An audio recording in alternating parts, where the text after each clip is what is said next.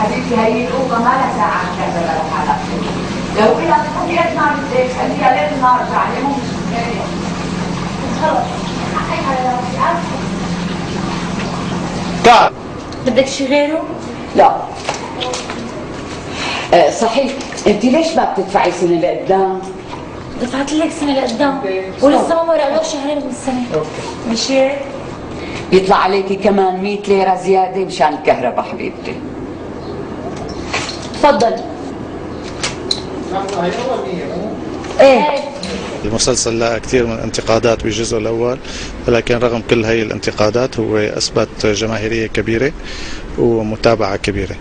هلا أي عمل بيتعرض لانتقادات، إلى أي مدى أنت بتتفقي مع هذا الشيء هو مختلف من إنسان لآخر، من متفرج لآخر. نحن بنحاول هون بهذا الجزء انه نقدم جزء جديد بكل معنى الكلمه، من مضمونه، من مواضيعه، من كتابته، من جزء كبير من الكاست تبعه، وجزء حتى من الممثلين والممثلات. واحدى بطلاته هي ستكون ضيفه ان شاء الله في الحلقه الاخيره.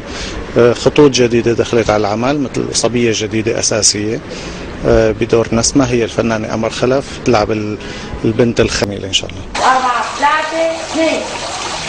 قلت لك اطيب سندويشة شاورما بالعالم. لك هالكرام غريبة. لا يا عمي سوري، بس انا عندي اغلى منك بالعالم. ممتاز على بعيدة.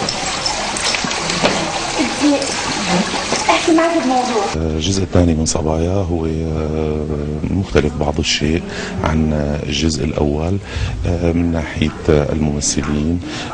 أي الشخصيات لا تكرر بأكثر من، يعني الممثلين لا يكرروا بأكثر من شخصية. بالإضافة أنه أنا ما بعتبره مغامرة، لأنه الجزء الأول لقى يعني لاقى كثير إقبال. بالإضافة جماهيريته يعني كانت واسعة بالعالم العربي. هلا الانتقادات اللي توجهت له هي شيء طبيعي، أي عمل ناجح بده يلاقي انتقادات سواء سلبية أم إيجابية. نحن بناخذ بعين الاعتبار جميع الانتقادات لحتى نقدر يعني نضيف لشغلنا الشيء الأفضل والأحسن.